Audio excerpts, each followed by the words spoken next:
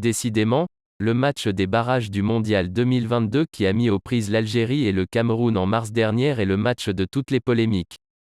En effet, un document a fuité ces derniers jours sur les réseaux sociaux dévoilant les montants exacts des primes versées aux joueurs et au staff de la sélection camerounaise suite à la qualification pour la grande messe mondiale contre l'Algérie.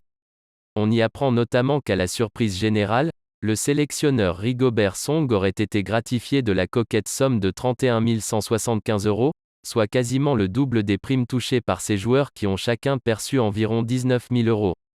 Les 4 adjoints du coach camerounais, Sébastien Migné, Augustine Simo, Souleymane Hamidou, Raphaël Fèvre, ont également perçu 19 000 € chacun.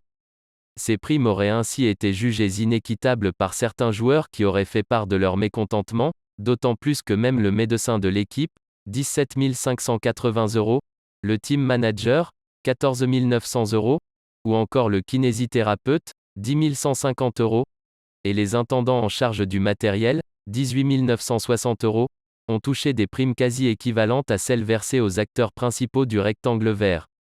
Une prime de 29 100 € attribuée à 2 personnes non identifiées. Ce document officiel, qui n'aurait certainement jamais dû se retrouver sur les réseaux sociaux, révèle également une prime jugée, suspecte, d'un montant total de 29 100 € qui a été attribuée à 2 personnes non identifiées après la qualification face au Fennec. La FECAFOOT déplore la fuite du document. Il convient de noter que la Fédération camerounaise de football a récemment officiellement réagi à cette polémique, publiant un communiqué pour déplorer la fuite d'un document dont le seul ministère des Sports devait être le destinataire. La FECAFOOT a également attesté de l'authenticité du document.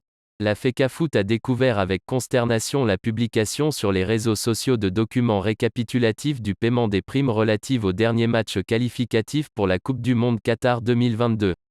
Elle déplore aussi, dans le même temps, la divulgation de l'état détaillé des primes octroyées aux joueurs et encadreurs de l'équipe nationale Fanion Hommes. Issus de la FECAFOOT, ces documents comptables étaient initialement et exclusivement adressés au ministère en charge des sports sous le sceau de la confidentialité, dans un souci de transparence et de reddition des comptes. Cette publicité inopportune est d'autant plus regrettable que ces données détaillant des éléments de rémunération sont personnelles et ne sauraient être divulguées sans le consentement des intéressés, peut-on lire sur le site officiel de l'instance dirigeante du football camerounais.